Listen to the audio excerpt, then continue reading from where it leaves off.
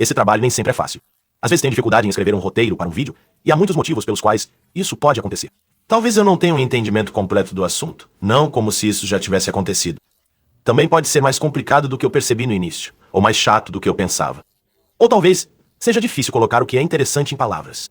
Eu diria que tudo isso acontece quase igualmente, mas há um que é menos comum, e é quando percebo no meio do caminho que o que eu acho que é um assunto é, na verdade, vários que precisam ser separados e analisados separadamente. Foi o que aconteceu com este roteiro. Começou muito simples. Eu só queria falar sobre esta placa-mãe, a Arbit BP6. E isso deveria ter sido fácil porque não é de forma alguma obscuro. Ela foi vendida pela primeira vez em 1999 e se tornou um clássico instantâneo entre overclockers e outros entusiastas de PC. Foi realmente um exemplo de modificação de PC em uma época em que a comunidade ainda estava se atualizando. Quero dizer, vamos ser sinceros sobre isso. Em 1999, nenhuma grande gravadora de PC tinha RGB embutido de fábrica. Esses eram tempos sombrios. Se você quisesse um gabinete preto, tinha que comprar um branco e pintá-lo com spray. Se você quisesse usar duas placas de vídeo, tinha que descobrir como evitar que elas se queimassem, porque ninguém vendia ventoinhas autorreguláveis. Ou gabinetes que tivessem sido realmente projetados para um bom fluxo de ar. E se você quisesse resfriamento à água, tinha que comprar uma bomba de aquário e algumas braçadeiras de mangueira e começar a trabalhar. Não vamos falar sobre onde as pessoas conseguiram seus waterblocks. Foi uma época difícil. Hoje em dia, grandes corporações vendem todas as ferramentas de que você precisa para fazer seu PC parecer e agir como você quiser. E tanto a Intel quanto a AMD oferecem CPUs especificamente rotuladas e com preços para a overclock, mas naquela época era tudo não autorizado. Apesar disso, ou talvez por isso, a modificação de PC já estava a todo vapor em 99. Assim que foi possível fazer um computador fazer coisas que ele não deveria fazer, as pessoas fizeram isso com entusiasmo, sem se importar em ter que fazer tudo do zero. O overclocking em particular era tão popular que as pessoas estavam descobrindo maneiras de modificar suas CPUs reais, até mesmo perfurando buracos nelas para extrair mais desempenho. Resumindo, esse foi um hobby extremamente vibrante desde o início, e o BP6, de 8 bits, caiu no meio do que pode ter sido sua era mais emocionante. Agora não é difícil ver o que torna esta placa especial. Está bem no topo. Meio que não dá para perder. Esta placa tem dois deles, 2 sockets e 2 CPUs. E realmente não há como exagerar o quão grande isso foi na época. Estamos completamente insensíveis ao multiprocessamento hoje em dia, para dizer o mínimo. Ninguém fica chocado com uma CPU de 24 núcleos, o que é realmente estranho e banal. Em um mundo onde chips de 96 núcleos são notícia velha. Na verdade, enquanto escrevia este script, ocorreu-me que não conseguia me lembrar da última vez que vi uma máquina com menos de 4. E com certeza, parece que a CPU dual-core está apenas pendurada por um fio. A Intel e a AMD ainda as fabricam, mas em quantidades tão pequenas que toda vez que lançam um novo modelo é notícia. E tenho a forte impressão de que todos eles fazem parte de sua linha de valor. Você sabe, coisas que você só obteria em um laptop Walmart de $150 subsidiado pelo Bing.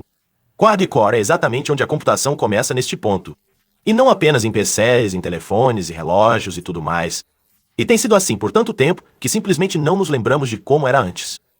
Mas houve um antes. Antes de 2005, as CPUs multicore simplesmente não existiam, exceto em alguns experimentos iniciais sem presença no varejo. Se você quisesse mais de um processador em 99 ou 2000, precisaria de 2 chips físicos em 2 sockets físicos. Uma técnica tão nova que tinha um nome real, multiprocessamento simétrico, ou SMP. Agora, empresas têm tido isso de uma forma ou de outra desde, digamos, o início dos tempos. Mas praticamente nenhum consumidor tinha um sistema multiprocessador até os anos 90. Então, em 2005, tudo mudou. As primeiras CPUs multicore apareceram, o Pentium D e o Athlon 64X2. E eles tomaram o mundo de assalto. Os designs multicore eliminaram a maior parte da complexidade e das restrições de espaço do SNP, e em 1 ou 2 anos, praticamente todos os computadores estavam sendo enviados com pelo menos 2 núcleos. E a transição entre essas eras aconteceu de forma tão suave e rápida que raramente pensamos sobre isso.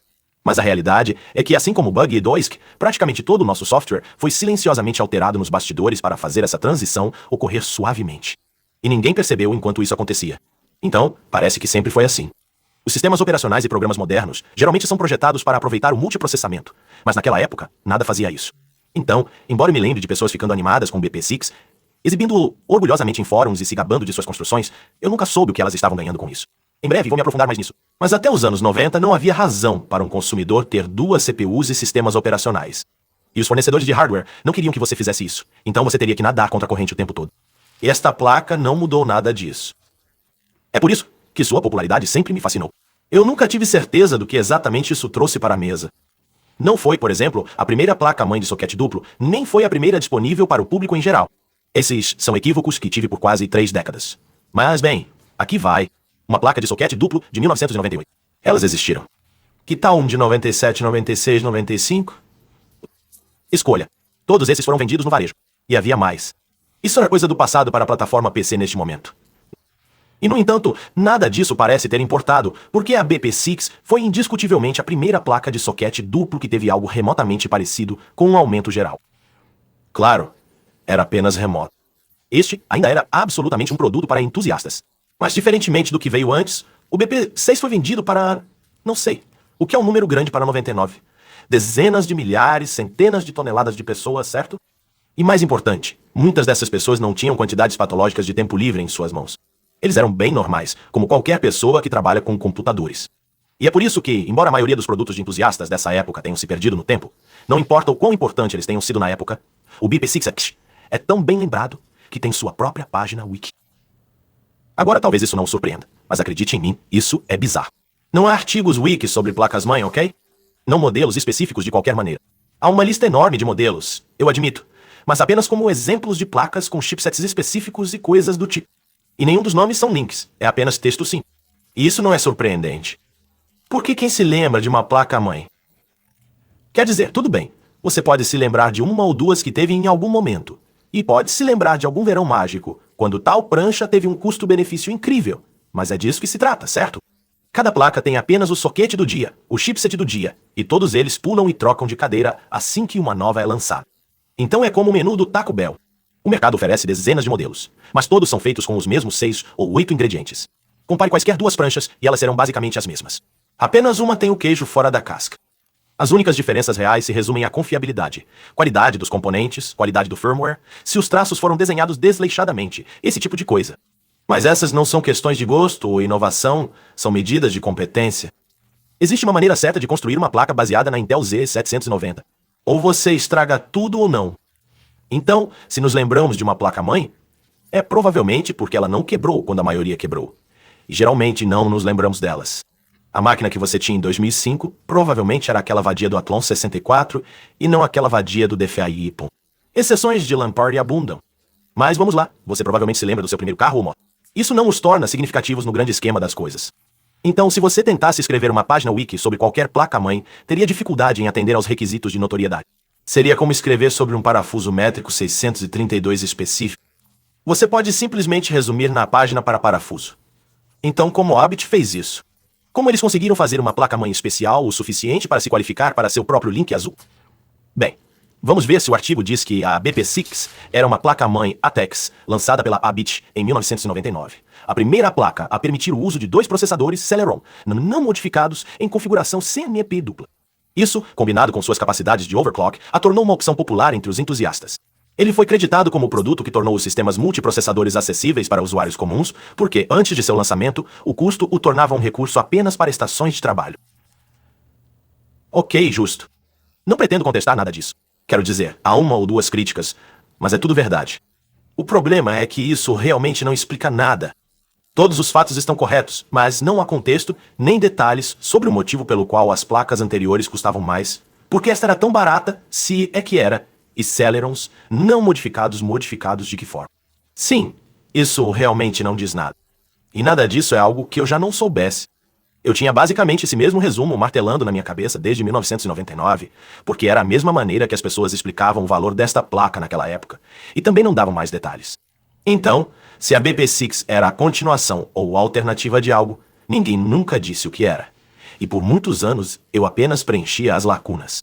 Pela minha própria experiência, presumi que antes desta placa ser lançada, uma placa-mãe SNP deve ter custado uma fortuna profana, exigido CPUs especiais, memória especial e um gabinete e fonte de alimentação especiais. Tudo caro, tudo difícil de conseguir. E isso porque eu trabalhava com lixo eletrônico no final dos anos 2000 e 2010. Então eu vi máquinas com processador duplo daquela época, e era assim que todas elas eram. Deixe-me mostrar um exemplo.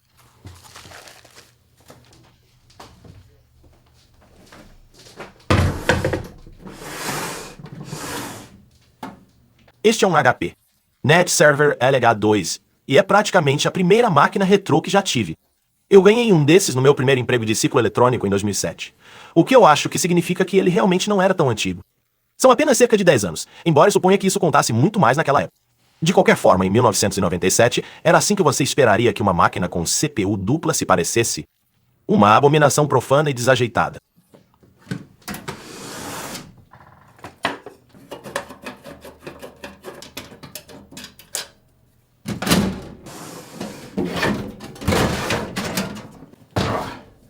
Só a COVID, essa coisa, pesa mais do que um PC de consumidor comum.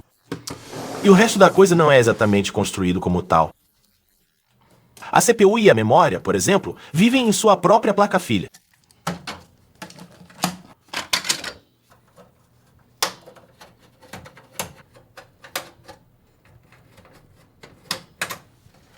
E agora eu meio que tenho que confessar. Eu menti um pouco. Esta não é a primeira máquina retrô que tive. O meu era o original. Servidor de rede. Feito em 1996, eu acredito. Mas isso meio que confirma meu ponto, para ser honesto, porque aquela máquina tinha um par de Pentium Bros. Esta máquina tem um par de Pentium 2S. Em todos os outros aspectos, eles são praticamente idênticos. Seja 96, 97, 98, tudo se mistura. As máquinas multiprocessadoras eram enormes, incrivelmente pesadas e repletas de inúmeras funcionalidades das quais o usuário comum não conseguiria tirar proveito. Por exemplo, vamos tirar alguns desses cabos daqui. Tudo bem, hein? Essa coisa tem 10 slots de expansão. Temos 5 PCIs em cima e 5 ESAs abaixo disso. Então temos 2 portas SSI, controladores independentes. Há mais algumas portas ISSI na parte traseira. E se invertermos isso, temos um conjunto SSI de 6 unidades na parte frontal, embalado com unidades de 9,4 GB. Cada uma delas custaria cerca de $300 em sua época. Então estamos olhando para um array de $2.000 que nos dá pouco menos de 60 GB. E então, no outro lado, temos espaço para 2 fontes de alimentação redundantes, cada uma com aproximadamente o dobro do tamanho de uma PSU ATX normal. Então sim, essa coisa é um gigante. E tinha um preço apropriado. Elas começaram em cerca de $12.000. Não há dúvida de que esta não é uma máquina voltada para o consumidor, e nenhum consumidor realmente poderia tê-la usado. Mas estou trapaceando aqui, certo? Quero dizer, como o nome e a matriz CCC sugerem, isso não foi feito para ser usado por uma pessoa. Isto foi feito para ser um servidor. Pode não parecer muito comum para os nossos olhos modernos, mas você tem que lembrar, o rack mount não se tornou realmente onipresente por mais alguns anos. Em 97 e 98, seu domínio corporativo ou seu site corporativo provavelmente estava hospedado em algo assim, apenas sentado sem cerimônia sob uma mesa não utilizada em um cubículo em algum lugar. Vamos tentar algo um pouco mais justo.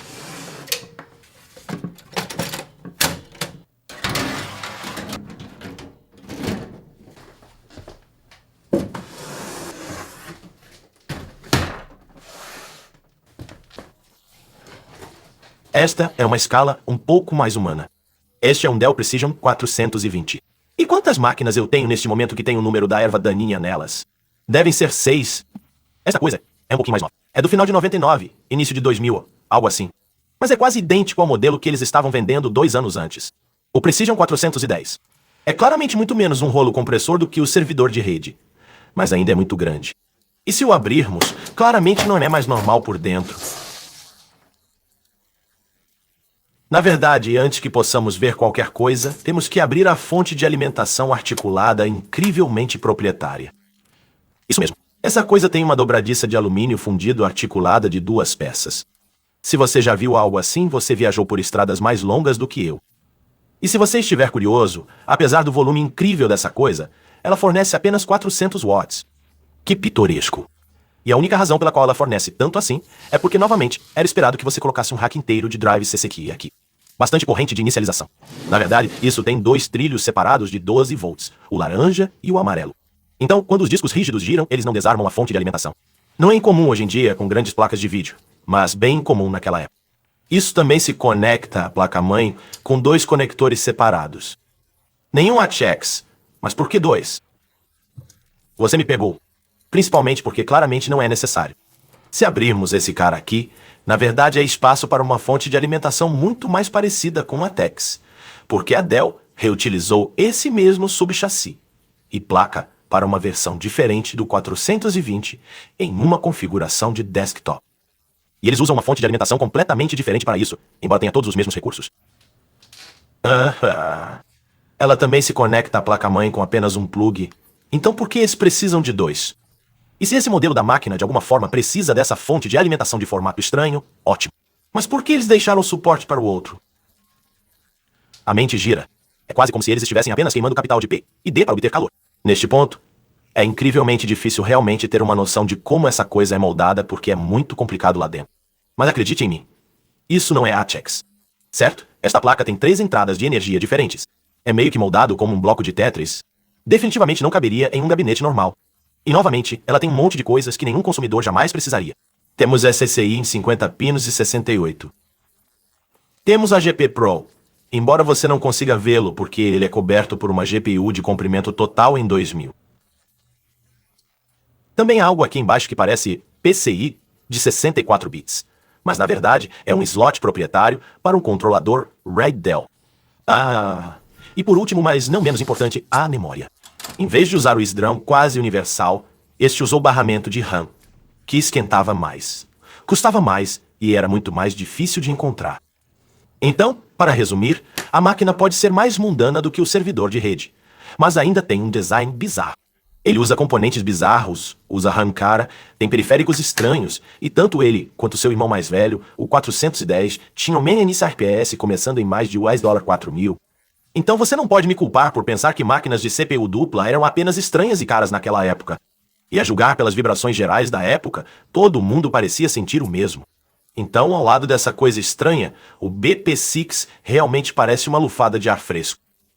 É agradavelmente pequeno, caberia em um case normal. Ele usa SDRAM comum, não tem um número ridículo de slots, não tem CCC e custa menos de $200. Esta é claramente uma placa para um Joe comum. A questão é, o que os Joes comuns estavam fazendo com elas? Então, quando uma BP6 cruzou meu caminho recentemente, eu a peguei, nem mesmo com a intenção de fazer um vídeo. Eu só queria satisfazer minha curiosidade. E, bem, ela certamente ficou satisfeita. Isso e muito mais. Para entender como era usar isso, decidi montar um PC mais ou menos preciso para o período e executar nele um software mais ou menos preciso para o período. E isso acabou sendo produtivo, informativo e uma explosão total.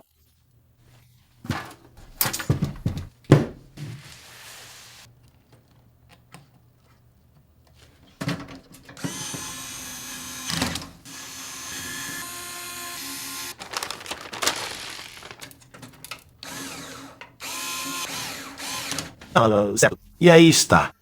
Esta é a máquina que eu construí. Não parece grande coisa, não é? Mas lembre-se, antigamente o equipamento de quase todo mundo era um sleeper. Hoje em dia é difícil encontrar um gabinete de PC que não tenha algum tipo de estilo gamer. Mas em 99 era assim que tudo parecia. A menos que você tomasse as rédeas da situação. A saber, a máquina dos sonhos de setembro de 99 dos PCs máximos, supostamente o sistema maldito que eles conseguiram montar, usava uma caixa branca virtualmente idêntica. Este é um N-Lite 7250, que é uma versão levemente atualizada do 7237, que estava em todo lugar no final dos anos 90. E 2.000 toneladas de pessoas tiveram esse caso exato. Ou um igual a ele.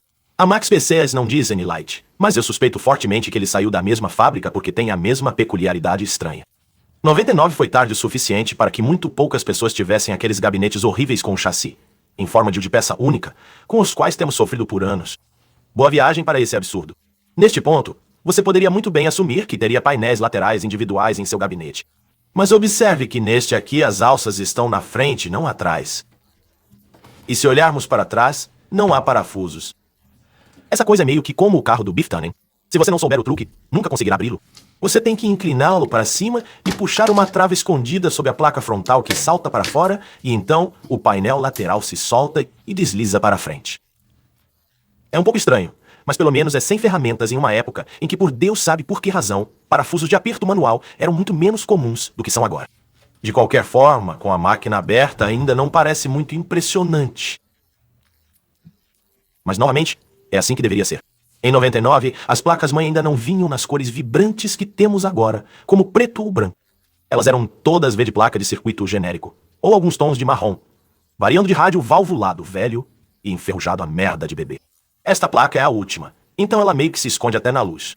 Além disso, as interfaces primitivas que usávamos naquela época, como ATA paralelo, tornavam o gerenciamento de cabos virtualmente impossível, já que é muito difícil prender fitas com zíper. E você podia obter os cabos ID enrolados eletricamente duvidosos. Mas eu sempre achei que eles pareciam piores do que as fitas, então era sempre uma bagunça.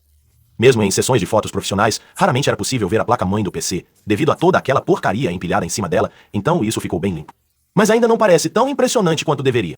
Hoje em dia, hardware de ponta é sempre enfeitado com pinturas floridas, decalques, dissipadores de calor sofisticados, luzes piscantes. Mas naquela época você podia olhar para um equipamento de ponta e não ter ideia do que estava vendo.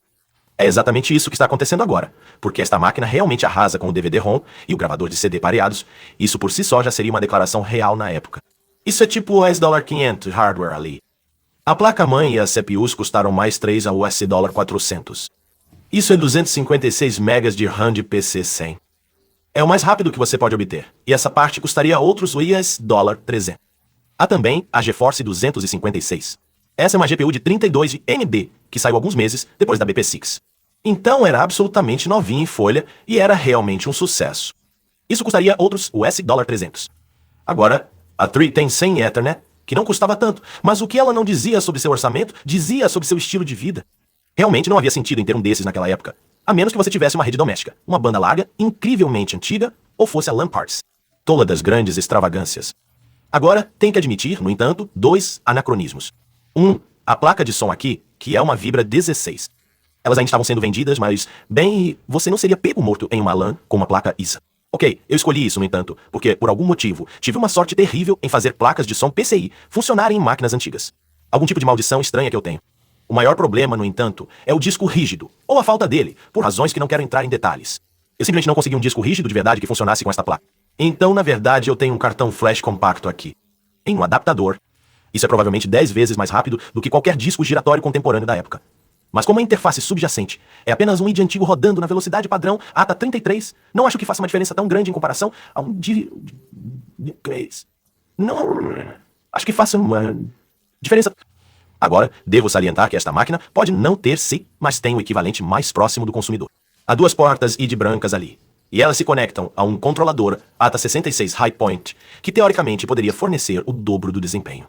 Mas era amplamente considerado não confiável e realmente inconveniente para inicializar. Então a maioria das pessoas o evitava. Agora, se eu realmente quisesse fazer essa coisa gritar, eu teria colocado um controlador de disco rígido PCI decente. Mas honestamente, isso é bom o suficiente. Temos um carregamento ridículo para 99. Esta máquina supera a máquina máxima de sonho de PC mencionada acima em praticamente todas as categorias. E você saberia usá-lo porque essa coisa é boa. Certo, isso provavelmente vai ser muito barulhento. Oh, sim, isso é barulhento. Espero que não seja alto demais para você. Ok, bom, funciona. Fiquei preocupado em destruí-lo quando tirei a placa. Certo, se eu apertar pausar bem ali, podemos ver nossos 256 megas de RAM e nossos Celerons duplos. Isso não pode estar certo, certo? Claro, claro. Eu quis dizer Pentiums. Mas seus olhos não enganam. Foi isso que veio com a placa quando eu a comprei. E era o que todos que tinham um desses usavam naquela época. Estranho, certo? Sim, muito mais do que você pode imaginar. E isso é realmente o cerne da narrativa. Mas não estamos pensando nisso agora. Vamos apenas experimentar a máquina como ela é, e pensaremos mais tarde. O que direi de antemão é que esta máquina me decepcionou em um aspecto. Veja bem, eu mencionei overclocking várias vezes antes, e isso era uma grande parte do cache desta placa.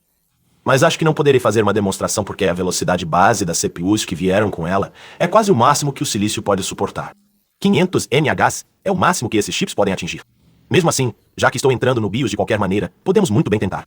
Este é um BIOS padrão completamente sem graça. Você sabe, a coisa do prêmio que remonta a, sei lá, 1980, 919, 91. Em algum lugar aí. Incrivelmente básico. Você nem tem um seletor de inicialização adequado. É apenas um CAD de CD-ROM. Boa sorte se quiser inicializar a partir do USB. E de qualquer forma, isso tem um recurso que não era tão comum naquela época, que é o menu de software da CPU. Eu adoro as exclamações. Agora estamos todos acostumados com isso hoje em dia, mas na verdade costumava ser um recurso exclusivo do AVA. Na época em que esta placa foi lançada, muitos de seus concorrentes ainda exigiam que você movesse os jumpers na própria placa para alterar a velocidade da CPU. Aqui, no entanto, é trivial.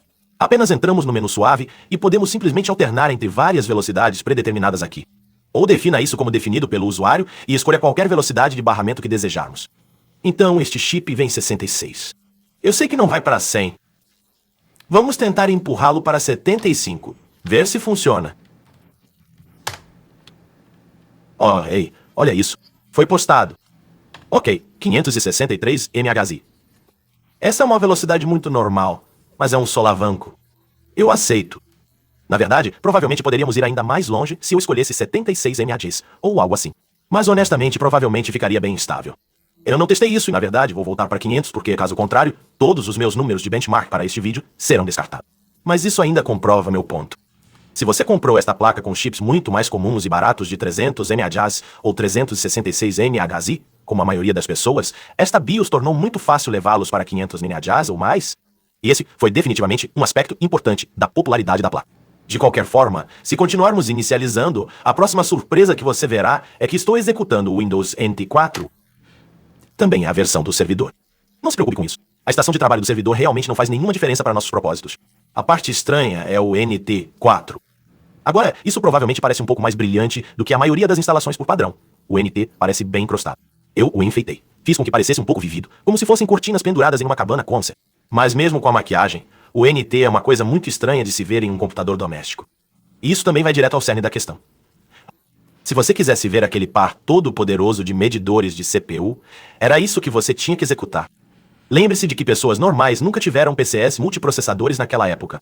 Esse era um recurso comercial no que diz respeito a toda a indústria. Então a Microsoft só dava suporte ao SNP em seus negócios. Os consumidores do NT permaneceriam principalmente no Windows 98 por mais alguns anos, até que a Microsoft uniu as bases de código no XP em 2001. E isso significa que se você decidisse em 99 nadar contra a corrente e construir uma máquina dual-proc, você teria que se comprometer com o BIT, assinar sua afiliação ao reino do consumidor e se afastar do Windows 98. Agora, não vamos medir palavras. Isso não significa que você teve que executar NT. Havia alternativas, elas eram apenas impraticáveis para a maioria das pessoas. Linux, os dois, Warp e Base, eram todos sistemas operacionais empacotados no varejo que você podia simplesmente sair e comprar. Ou no caso do Linux, baixar se você tivesse um pipe gordo o suficiente. E todos os três suportavam SNP. O problema é... Bem, pelo que eu li, os dois só suportavam em uma versão especial. E o suporte não era muito bom. O Base o suportava perfeitamente, mas basicamente não tinha software. E Linux? Bem, o Linux era realmente uma escolha muito boa se você não estivesse jogando. Ao contrário do Windows, não havia divisão entre edições de consumidor e empresarial. Era tudo apenas Linux. Então você tinha a melhor versão de cada driver que existia e cada recurso de hardware que ele suportava. Tudo de graça. E em uma nota pessoal e altamente tendenciosa, já que esta foi a primeira, era do Linux que usei. Eu também sinto que foi o ponto alto da usabilidade do sistema operacional. Quer dizer, não era super acessível para usuários finais, mas se você fosse um pouco esperto, era uma boa experiência. A documentação era decente. A IU não era um alvo em constante movimento como é agora. Era bem estável. Tinha um ótimo conjunto de software livre para os padrões da época. Parecia muito legal e era muito mais seguro que o Windows. E também tinha suporte para SNMP desde 1996. Então, uma cópia do Red Hat 6,1 lhe daria todas as vantagens que sua caixa de CPU dupla poderia oferecer, assumindo que você estivesse feliz apenas com software livre. Naturalmente, quase todo mundo que eu conhecia naquela época não era. Eles eram todos jogadores. E essa era uma experiência muito pior no Linux do que agora. Você estava basicamente limitado a um punhado de ports de Loki e clones de Tetris. E não muito mais. Então, se você construiu uma dessas máquinas, provavelmente estava executando o NT. Eu não ficaria surpreso se você nunca tivesse visto o NT4. Não é um sistema operacional popular para se olhar para trás e para ser honesto, embora eu tenha executado por um tempo naquela época, toda vez que tento voltar é como tropeçar em rachaduras na calçada. Parece um pouco com o Windows 95, mas não é. Não exatamente. Quer dizer, não entenda errado. A maior parte do tempo você estará em casa. Sabe, o Explorer é só o Explorer, e o menu iniciar é exatamente como você se lembra. Você pode organizar ícones na área de trabalho e executar a maioria dos softwares que costumava usar. Aqui, vamos deixar isso claro. Ok, aqui está o QuickTime Player. Aqui está o WinZip. Aqui está o Mod Plug Tracker. Você pode não ter usado muito isso antigamente, mas eu definitivamente usei. Então temos o Adobe Photoshop. Um programa que é lembrado agora principalmente por suas contribuições para o concurso de edição de imagens de algo terrível. E finalmente, temos o Quake 3, um benchmark de placa de vídeo muito popular. Tudo isso roda perfeitamente, assim como rodaria no Windows 98. Talvez até melhor. Isso provavelmente é porque estou executando o Service Pack 6, a última grande atualização do sistema operacional. Agora vou ser honesto com você. Não tive paciência para tentar no OSP4 ou anterior. Ouvi dizer que era muito mais difícil naquela época. Mais lento, menos confiável, pior suporte para jogos. Mas quando o BP6 foi lançado, o SCP6 também tinha. Então não vejo sentido em me deter nesse passado em particular. Esta é a experiência que você teria tido. E deixe-me ser franco, eu adoro isso. Meu tempo com esta máquina tem sido maravilhoso. Eu gostei de usar isso mais do que qualquer outro PC retrô que já montei. É rápido, responsivo e sólido como uma rocha. Eu não tive uma única falha mesmo ao testar placas de vídeo e drivers de vídeo instáveis. E cada pedaço de software que tentei executar funcionou perfeitamente. Em geral, isso parece o Windows 98, exceto que o design da IO é mais compacto e mais estável. Mas leva algum tempo para se acostumar. Por exemplo, o Windows 95 introduziu o conceito de gerenciador de dispositivos, um local central onde você pode ver todo o hardware da sua máquina. Você pode desinstalar coisas, atualizar drivers, escanear novos componentes e apenas ter uma ideia geral de todo o carregamento do seu sistema, tudo em um só lugar. O NT não tem isso por algum motivo. Há propriedades do sistema, mas não há informações de hardware aqui. Então, se você quiser ver que tipo de placa de vídeo você tem que ir em propriedades de vídeo, ir em configurações, clicar em tipo de vídeo, e é aqui que você pode ver o driver da sua placa de vídeo e alterá-lo. Ok, suponha que você queira atualizar o driver da sua placa de som. Temos que ir ao painel de controle, ir em multimídia, ir em dispositivos, ir até dispositivos de áudio, e aqui está o driver para a placa de som, que podemos atualizar por meio de uma interface completamente diferente. Espere um minuto, podemos atualizar o driver aqui? Acabei de perceber isso. Acho que não consigo. Sim, acho que para atualizar isso, preciso removê-lo e adicioná-lo novamente. Coisa ótima. Ok, que tal uma placa de rede? Suponha que instalamos uma nova NIC. Certo, temos que ir para o painel de controle de rede, ir para adaptadores, e aqui podemos realmente atualizar o driver, exceto que é outro fluxo de trabalho completamente novo. Na verdade, temos um botão de atualização aqui, exceto que não há um botão de navegação como o que existe nos drivers de vídeo. Você tem que digitar o caminho para o novo driver. E se você quiser apenas ter uma ideia de qual hardware está na sua máquina, você precisa ir até as ferramentas administrativas e executar o aplicativo de diagnóstico do Windows NT. Agora, é claro que estou sendo chato aqui. Este não é um problema real. Acontece que se você está acostumado com o Windows 95 ou 98, se é o que você usa na maior parte do tempo, então toda vez que você tiver que voltar a ele, você terá que reaprender tudo. Mas você aprende bem rápido. O ponto é que tudo é um pouco diferente do que você está acostumado. E pior do que isso, há algumas coisas que realmente não funcionam. Embora a Microsoft vendesse o NT para qualquer um que o quisesse, eles nunca pretenderam que os consumidores o executassem. Então, ele custava mais de 98 e comandava uma fatia de mercado muito menor. Portanto, ele foi amplamente ignorado pelos consumidores e fornecedores de software e hardware, que não estavam realmente se preocupando em testar nada nele. Agora, quando o SPA foi lançado, o sistema operacional estava bem estável e a Microsoft o tornou muito mais compatível. Mas você tem que lembrar que tudo o que eu estava fazendo antes é super popular. Quake 3, Photoshop. Havia muitos aplicativos obscuros por aí que nunca foram testados no NT, provavelmente nunca foram testados no 95. As pessoas ainda estavam executando coisas da era do Windows 3, e algumas delas simplesmente se recusavam a executar, ou travavam. E se você fosse um jogador, você estava em uma verdadeira surpresa. Independentemente do nível de suporte da Microsoft, os fornecedores tratavam-o só como lixo. Você pode esperar drivers desatualizados e quebrados para seu acelerador 3D, sua placa de som e seus controles de jogo, além de atualizações do DirectX que atrasavam em frequência e qualidade. As pessoas ainda relatavam problemas diretos com 3D até a era 6. E mesmo quando um jogo não travava, às vezes você obtinha gráficos totalmente corrompidos, o que infelizmente é um grande gatilho de fobia para mim. Então sim, eu não me diverti no NT naquela época. Agora, para ser justo, isso era apenas uma espécie de rotina. Lembro-me de jogar jogos Lilith na minha péssima Radeon 7500 e do Enderpia. E isso foi no Windows 98. Além disso, muitos aceleradores 3D nunca funcionaram corretamente. Mas o fato é que o NT pode transformar uma boa placa em uma inutilizável, desperdiçando uma grande parte do seu investimento de $3.000. E sua única opção era voltar para o 98, ou pelo menos Dual Boot. Isso significava que você estava desperdiçando uma segunda CPU inteira. Mas a pergunta que estamos morrendo de vontade de responder é: para que servia aquela segunda CPU naquela época? E a resposta é realmente complicada. Então fiz o meu melhor para torná-lo o mais conciso possível. Em outras palavras, é hora de slides e diagramas. De modo geral, há duas maneiras de aproveitar o multithreading e a multitarefa. A primeira, multithreading, é uma opção realmente interessante. É o que usamos em benchmarks para fazer os PCs realmente parecerem rápidos, mas também é muito mais difícil de implementar e tirar proveito do segundo. A multitarefa é muito mais mundana, mas provavelmente é a responsável pela maior parte do trabalho que faz com que o SNP valha a pena até hoje. Ainda assim, ambas são críticas para fazer o multiprocessamento valer a pena. Aqui está o problema básico. Um programa convencional é composto de uma série de instruções que são executadas em uma ordem fixa. A CPU atua em cada uma delas e então passa para a próxima em uma ordem quase predeterminada. E não há como dividir um programa como esse para executá-lo em várias CPUs. Cada ação depende dos resultados da última. Então, se você simplesmente pegar instruções aleatórias e atribuí-las a outro processador, elas serão executadas fora de ordem, tentando agir em dados que ainda não existem. você terá caos. Então, o primeiro passo para usar uma segunda CPU é descobrir como dividir com segurança essa carga de trabalho. A maneira mais básica de fazer isso é por meio da multitarefa, um recurso essencial de todos os sistemas operacionais modernos. Uma CPU de núcleo único só pode trabalhar em uma tarefa por vez. Então, para permitir a aparência de execução simultânea de vários programas, segmentamos cada um em uma tarefa ou processo. Se você abrir duas cópias do WinZip, você obterá dois processos, cada um autocontido, cada um capaz de executar em seu próprio cronograma independente do outro.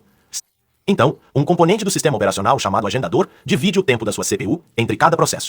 Ele permite que uma tarefa seja executada por alguns milissegundos, depois a pausa e executa a outra por alguns milissegundos, e então repete ambas as tarefas.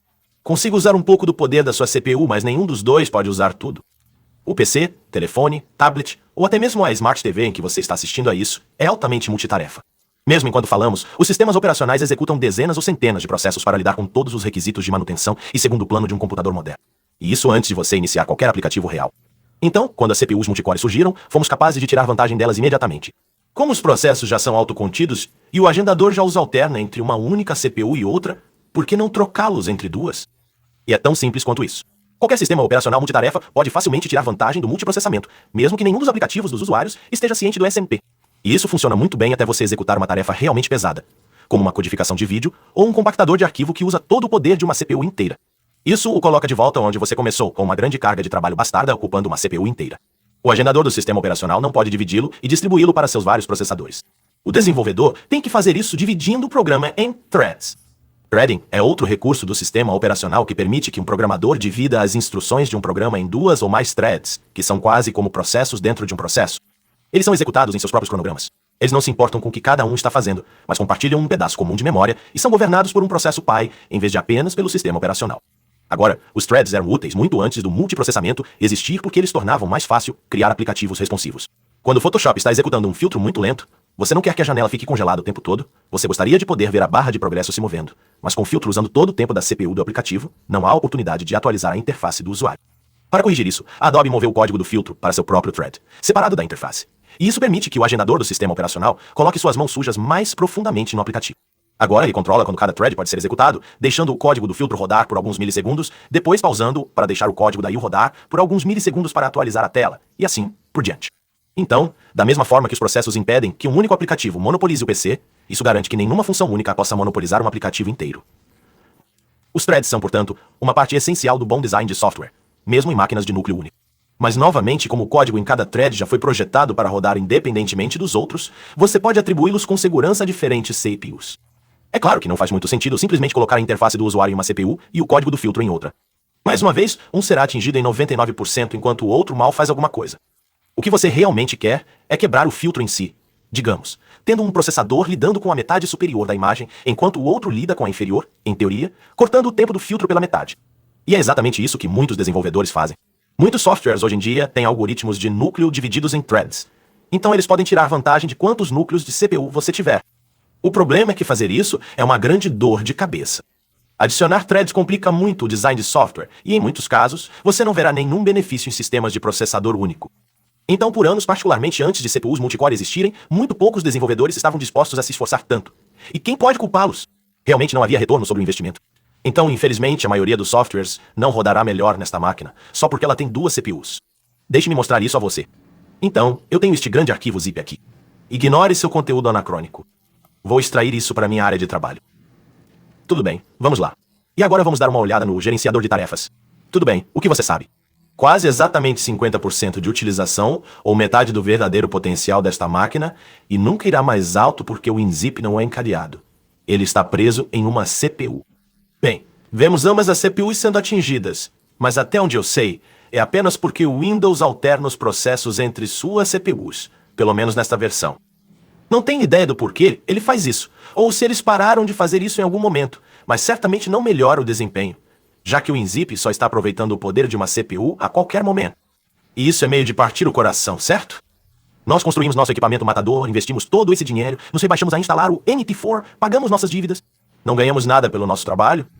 Bem, ok, vamos respirar fundo e ser racionais aqui. Este não é um teste ideal. Por um lado, o WinZip provavelmente gasta muito tempo esperando o disco rígido ler ou gravar dados. Isso é inevitável, não é multithread. E provavelmente não poderia ser. Muitos algoritmos são difíceis de paralelizar para dividir em vários threads que rodam ao mesmo tempo, mas em partes diferentes do mesmo conjunto de dados. Na verdade, pelo que posso perceber, a maioria dos softwares de compressão não adicionou suporte multicore até o início de 2010. E mesmo agora não está claro se e quando isso se aplica. Há alguma conversa por aí sobre o 7-zip e o WinRAR, usando apenas vários núcleos, se você escolher algoritmos específicos ou apenas acelerando a compressão ou descompressão, não ambos. Então, mesmo enquanto falamos, se você descompactar um arquivo grande, poderá descobrir que sua CPU de 4, 8 ou 64 núcleos fica praticamente ociosa. E há muitas outras coisas que não paralelizam bem. Mas não vou entrar nisso porque é muito fácil dar exemplos ruins. Por exemplo, é comum dizer que os videogames são predominantemente de thread único, mas isso parece estar desatualizado ou é apenas questão de semântica. O que não é contestado é que é muito difícil adicionar tópicos a um jogo, ou a qualquer coisa, na verdade. A programação multithread é uma droga e muito poucas pessoas gostam de fazê-la. Então, nessa era em que não havia benefícios claros no suporte a SNP. Praticamente nada o tinha, exceto software empresarial. Coisas como bancos de dados e servidores web, que precisavam de toda a potência que pudessem obter, já tinham enormes equipes de programação trabalhando neles e eram casos de uso incrivelmente ideais, pois precisavam atender a muitas solicitações completamente independentes simultaneamente. Agora não posso demonstrar o SQL Server ou os IIS para você, mas felizmente é uma opção muito interessante que abrange os mercados empresarial e de consumo, e essa era a criação de conteúdo. A propósito, se você é como eu e acha essa frase incrivelmente irritante, pode ficar ainda mais irritado ao saber que eles já a usavam há 25 anos. O processamento de imagens Big PSI, a edição de vídeo e a renderização 3D receberam suporte ao SNP muito cedo. E isso significa que o mercado-alvo ideal para essa máquina específica pode ter sido um artista freelancer de CG. Se você estivesse fazendo cutscenes para videogames, por exemplo, você poderia ter instalado o Photoshop, o Adobe Premiere e o 3D Studio Max da Autodesk. E se tivesse, você realmente estaria sorrindo, porque todos os três aproveitaram as CPUs duplas da melhor maneira possível. E naturalmente eu tenho todos os três aplicativos aqui. Agora eu os coloquei em prática e os resultados foram mistos. Então, vamos começar com a melhor exibição.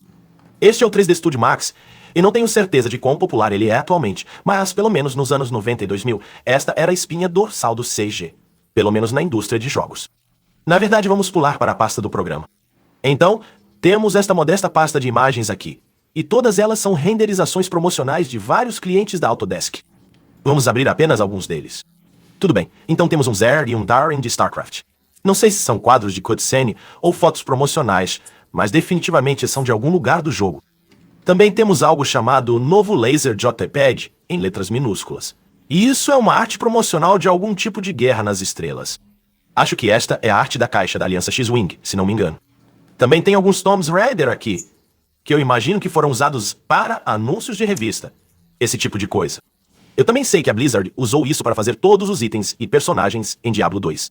Então sim, isso foi grande. O aplicativo vem com um monte de boas cenas de amostra. Mas eu particularmente gosto desse bug mecânico. Oi, vou renderizar esse cara em 640x 480. Essa era uma resolução perfeitamente razoável para a época.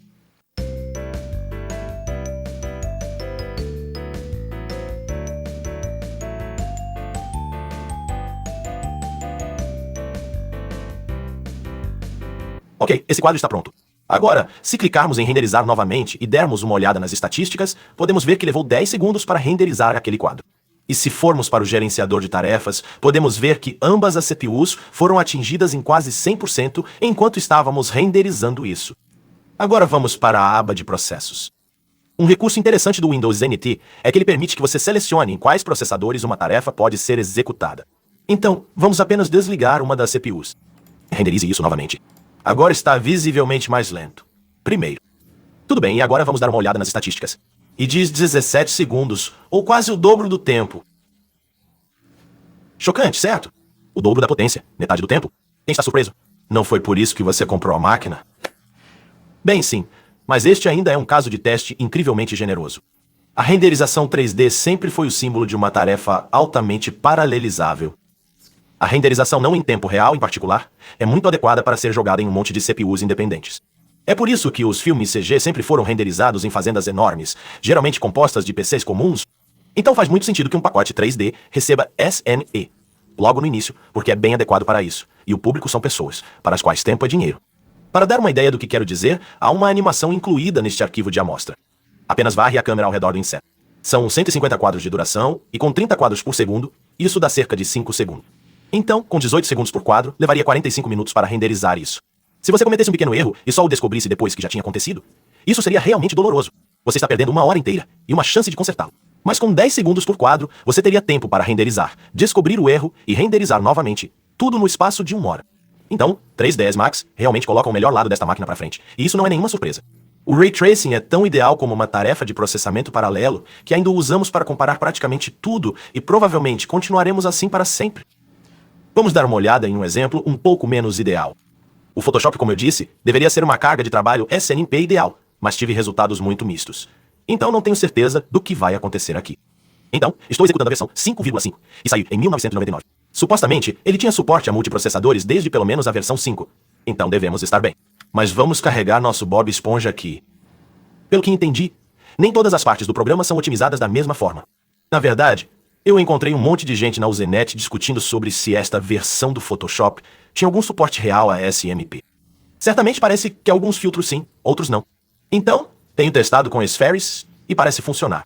Então vamos ver o que temos.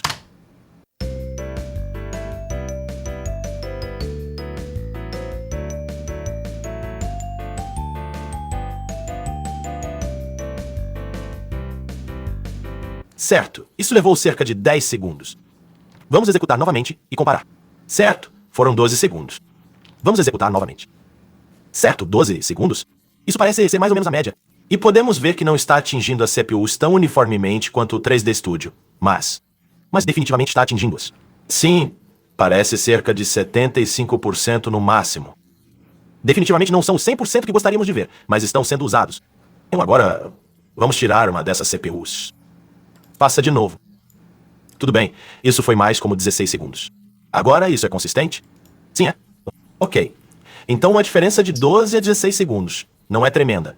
Mas como podemos ver, está usando apenas cerca de 15% da segunda CPU de qualquer maneira, por qualquer motivo.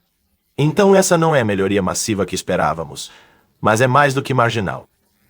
Não tenho certeza se valeu a pena por si só, mas talvez se você estiver fazendo 1000 operações de filtro por dia, isso somaria. Certamente está fazendo alguma coisa. Vamos dar uma olhada em outro exemplo que talvez seja um pouco mais ideal. O Adobe Premiere era quase tão popular naquela época quanto é agora. Acho que certamente foi um grande negócio na época. E ele tinha suporte para multiprocessamento por pelo menos 2 versões. Acredito que você pode realmente ver aqui que diz 2 processadores, então ele definitivamente está pegando os 2. Mas a versão 5 dizia a mesma coisa, e não consegui encontrar nenhuma parte dela que rodasse mais rápido. Então mudei para a versão 6, que na verdade saiu em algum momento em 2000. Não é um pouco tarde para esta máquina, mas é bem próximo. Certo? Então eu fiz este pequeno projeto de teste aqui. E tudo isso são 2 clipes com uma transição entre eles. Mas é claro que estes são os dias antes da aceleração de hardware, então você não pode realmente ver essa transição até renderizar a linha do tempo. Então vamos fazer isso. Tudo bem, vamos lá. Agora, se olharmos no gerenciador de tarefas, ele definitivamente está atingindo ambas as CPUs. Parece que está subindo. Oh, mais de 90%, isso é excelente. Estamos renderizando a cerca de 5,5, 6 quadros por segundo, parece. Ok, não tão ruim. Vamos ver quanto tempo isso leva.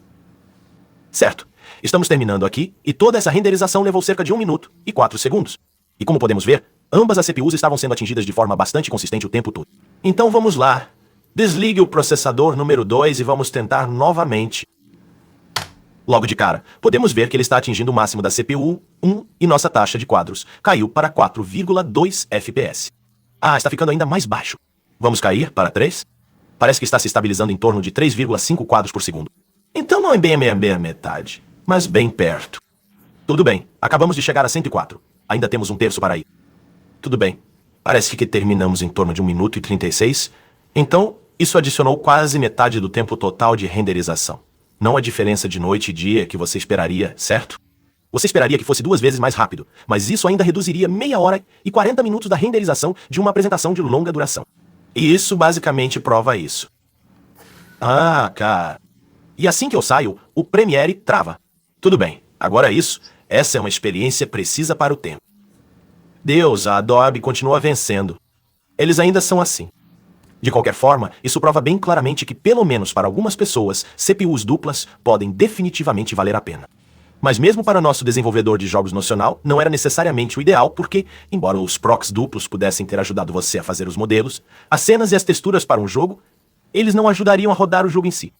Tornar os jogos multi-thread é um verdadeiro quebra-cabeças, mesmo hoje em dia, e não havia argumento para fazer isso neste momento. Foi uma quantidade imensa de esforço para literalmente nenhum retorno, então ninguém fez. As únicas exceções que conheço foram Quake 3 Arena, que ofereceu SMP como um sinalizador de console opt-in enterrado, e Falcon 4, que só o tinha na teoria. Esse jogo foi projetado para o Windows 98 e geralmente não rodava no NT4. Então, o threading tinha a intenção de melhorar o desempenho de uma única CPU, ou talvez os desenvolvedores apenas o tenham escrito em um beta bem inicial do Windows 2000, porque aparentemente ele existia lá em 1998. E as pessoas que o testaram disseram que ele rodava o jogo como... Eu nem sabia quando os betas do 2K existiam há tanto tempo, e duvido que a maioria das pessoas tivesse acesso a eles. Então tenho certeza de que essa perspectiva não faria ninguém sair correndo para construir um equipamento de soquete duplo. E quanto ao Quake 3? Nossa, vamos dar uma ligada nisso. Vou carregar uma demonstração aqui toda vez que fizer isso. É estranho porque não estou acostumado a ver o Quake 3 demorar tanto para carregar. Já faz uns 10 segundos. Ainda estamos carregando. Certo, lá vamos nós. E como você pode ver com nossa maldita GeForce 256, ela está rodando como gangbusters, e é meio difícil dizer. Você sabe conclusivamente quando os jogos são limitados pela CPU ou nada? Mas acho que esse é. Geralmente, era o caso naquela época. Estamos obtendo 50% 51 no gerenciador de tarefas, então podemos assumir que isso se beneficiaria de mais potência. Então vamos ligar o SMP. Fazemos RSMP1. Tudo bem. No menu fazemos RSMP1 e então reiniciamos o vídeo. E agora vamos rodar nossa demo novamente. Oh, ótimo! Ele definitivamente está aproveitando as duas CPUs agora. Agora estamos atingindo 85, 87% de utilização. Além disso, o jogo está completamente injogável. Aparentemente, isso foi uma mistura de coisas. Houve pessoas que viram melhorias significativas na taxa de quadros. Eu encontrei pelo menos um benchmark de revista onde eles obtiveram cerca de 1520 FPS extras. Eu acho As outras pessoas viram pequenas diminuições, e para muitas pessoas, o jogo ficou muito instável. Ou rodou assim. Então sim, isso foi praticamente um fracasso. E pelo que entendi, eles nunca corrigiram.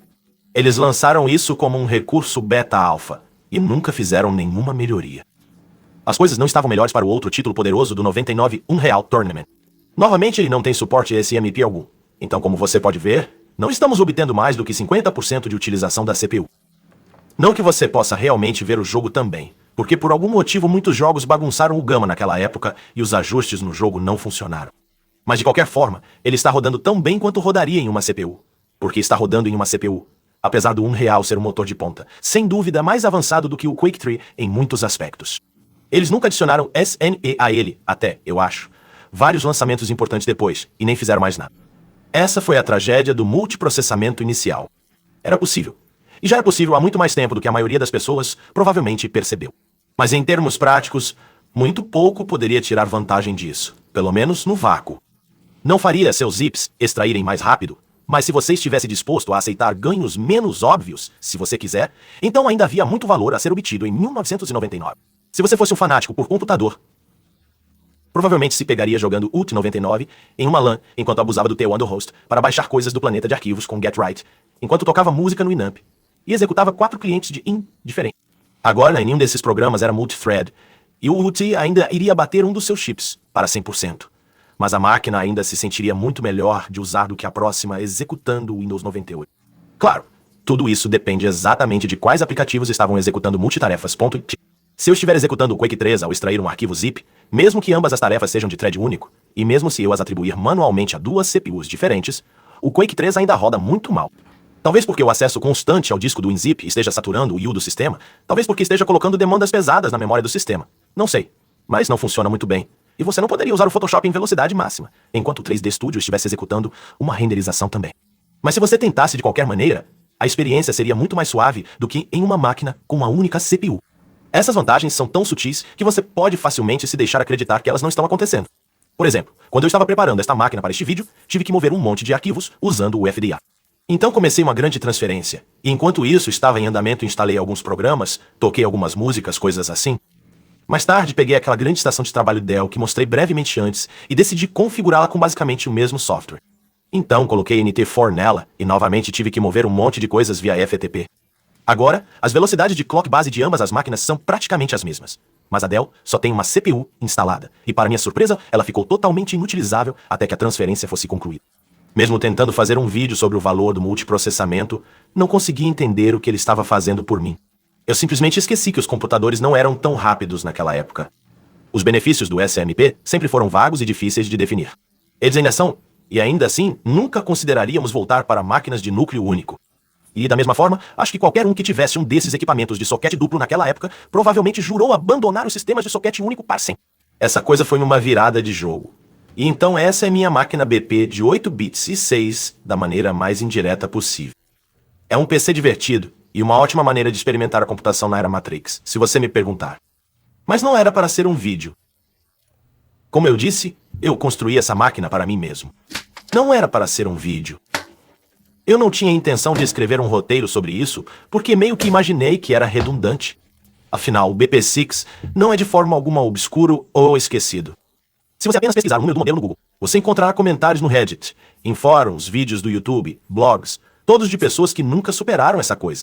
E por um bom motivo, o conselho realmente importava. Era culturalmente significativo. Houve milhares de postagens no fórum sobre isso. Havia artigos de revista. Ele tinha seu próprio site inteiro, bp6.com. No ano 2000, Léo Laporte disse às pessoas para construir exatamente esse equipamento no protetor de tela.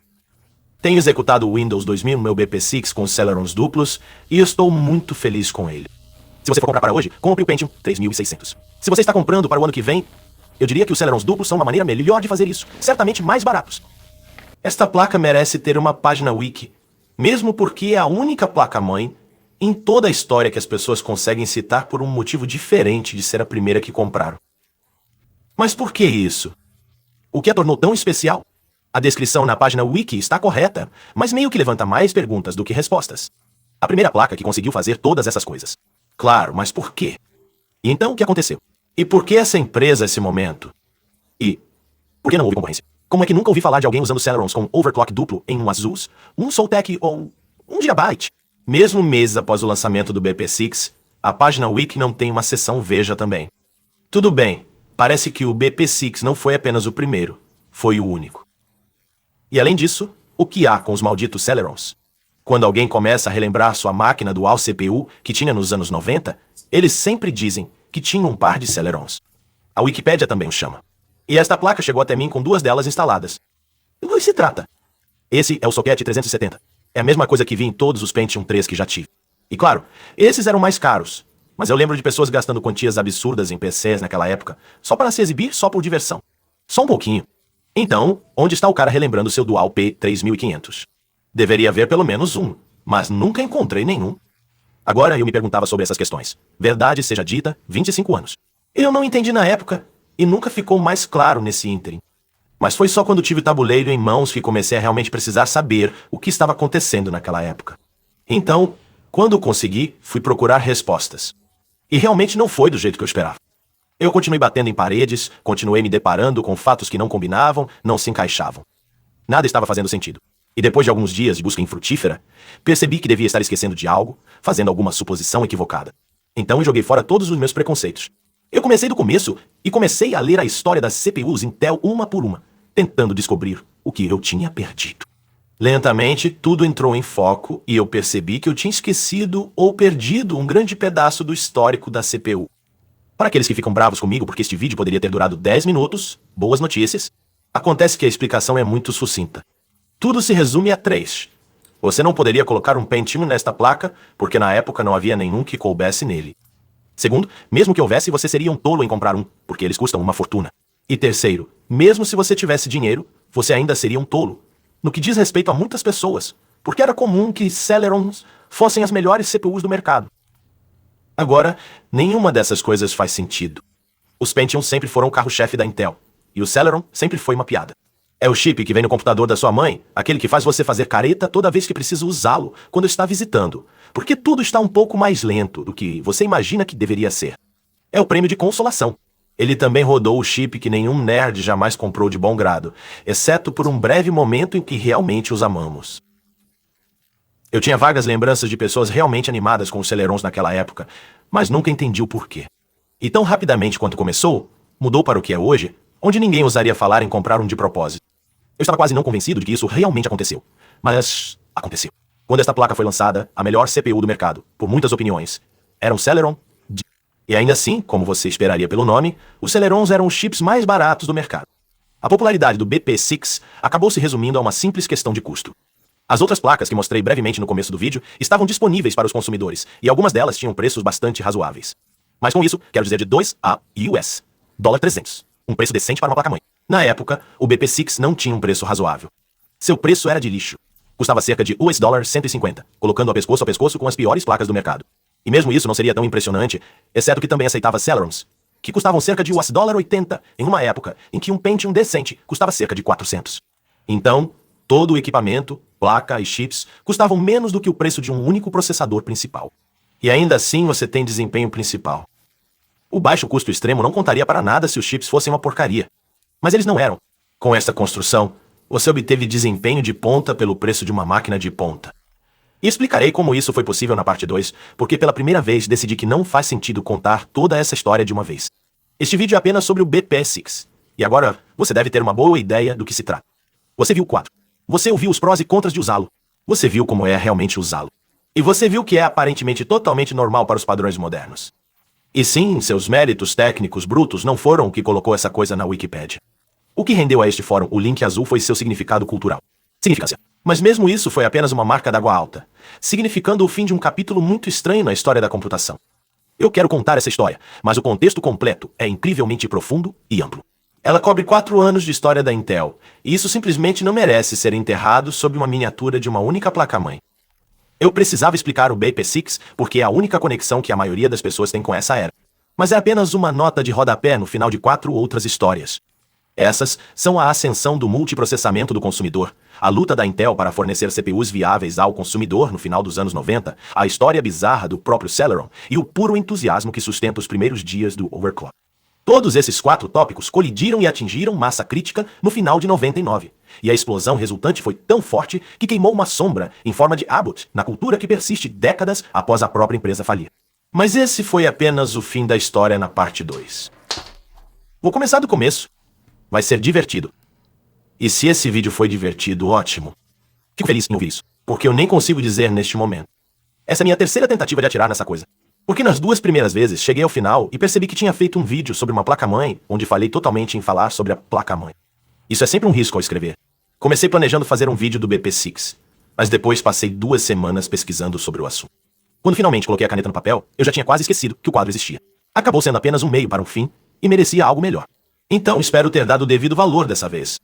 Então se você gostou, espero que continue assistindo a segunda metade. Se você é novo no meu canal, lembre-se de se inscrever e ativar as notificações se quiser saber quando isso for lançado.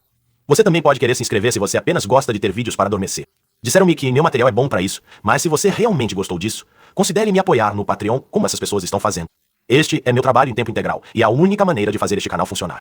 Leva semanas de esforço para montar algo assim, e meus patrocinadores tornam possível que eu dedique o tempo que esses assuntos merecem. Eles também me dão um orçamento para comprar componentes e equipamentos raros e pagar meu aluguel e mantimentos, e outras coisas.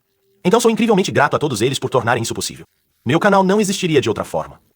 Muito obrigado a todos pelo apoio e a todos os outros. Obrigado por assistirem.